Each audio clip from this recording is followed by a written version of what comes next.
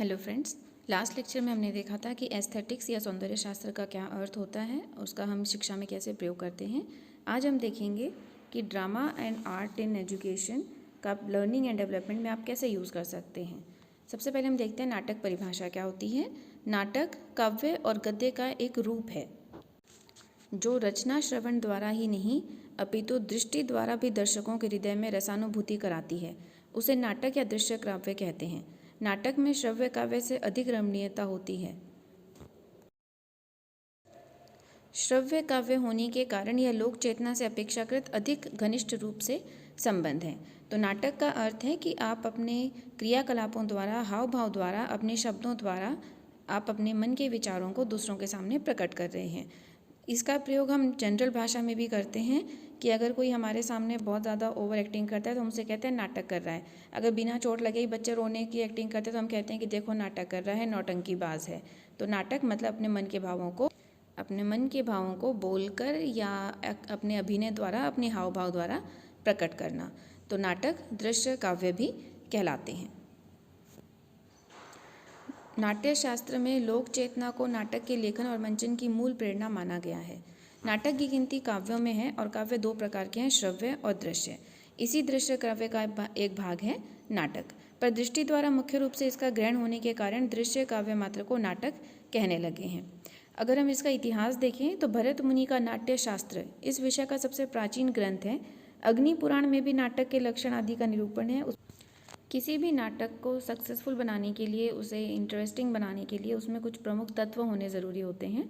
पहला तत्व है कथा वस्तु। कथा वस्तु का मतलब होता है प्लॉट, यानी जिस आधार पर वो नाटक बेस्ड है।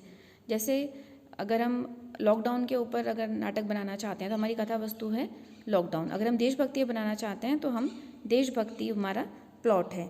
तो सबसे पहली चीज़ है, हमें इसमें प्लॉट रखना होता है कि किस तरीके से हम अपना नाटक बनाना चाहते हैं। इसके लिए हम कोई प्रख्यात कथा भी यूज़ कर सकते हैं। प्रख्यात कथा इतिहास पुराण से प्राप्त होती है।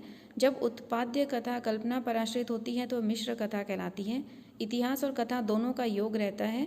इन कथा आधारों के बाद नाटक कथा को मुख्य तथा गौण अथवा प्रासंगिक भेदों में बांटा जाता है। तो सबसे पहले नाटक को सही बनाने के लिए ज़रूरी है प्लॉट, जो आपके नाटक को सक्सेसफुल बनाएगा।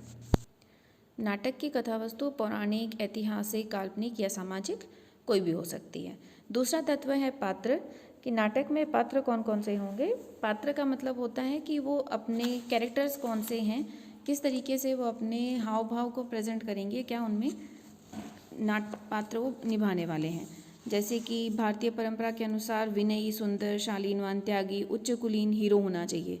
तो हीरो के क्या क्या क्वालिटीज़ हैं, विलन की क्या क्वालिटीज़ हैं और एक्स्ट्रा कैरेक्टर्स कौन से होंगे, वो सब इसमें नाटक में पात्र का किरदार निभाते। नाटक के जो पात्र हैं वो सजीव और प्रभावशाली होने ज़रूरी हैं और कथा वस्तु के अनुरूप ही नाटक धीरोद्यत, धीर लली, धीर शांत या धीरोदत्त हो सकता है।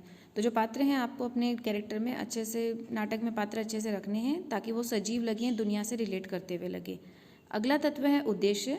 तो आप नाटक का उद्देश्य क्या रख ले हैं, वो सामाजिक हित है, आपका प्राथमिक हित है, या फिर आप एंटरटेनमेंट के लिए बना रहे हो, आप नाटक का उद्देश्य क्या रखते हो वो कर सकते हैं। तो भारतीय दृष्टिकोण हमेशा से आशावादी रहा है, इसलिए संस्कृत के प्राय नाटक में सुखांत रहे हैं, यानी जिनका अंत सुख जीवन में दिखता है। लेकिन कुछ नाटक ऐसे होते हैं जो दुखांत में भी होते हैं, जिसमें उदास पात्र आखिर में खिन्न मन हो जाता है, अंत हो जाता है। इसलिए दुखांत नाटकों का प्रचार कम होना चाहिए, लेकिन दोनों अपनी अपनी जगह अपनी खूबसूरती लिए हुए हैं। जहाँ सुखांत नाटकों का महत्व है वहीं दुखांत नाटकों का भी अपना महत्व है। तो आप उद्देश्य को भी ध्यान में रखना है कि आप नाटक बना रहे हो उसका उद्देश्य क्या है। अगला तत्व है आपकी भाषा शैली, यानी नाटक में आप कैसी भाषा शैली का प्रयोग।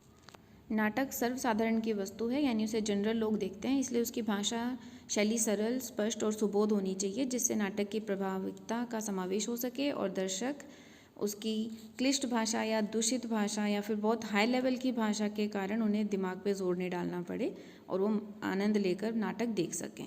तो नाटक की भाषा सरल, स्पष्ट होनी चाहिए और जिसे हम आसानी से समझ सकें और बच्चे, बड़े, बूढ़े सभी उसको समझकर उसके मन के भावों को देखकर नाटक का उद्देश्य जो है वो समझ सकें। अगला तत्व है देश काल वातावरण, कि किस वातावरण में वो नाटक स्थापित किया गया है।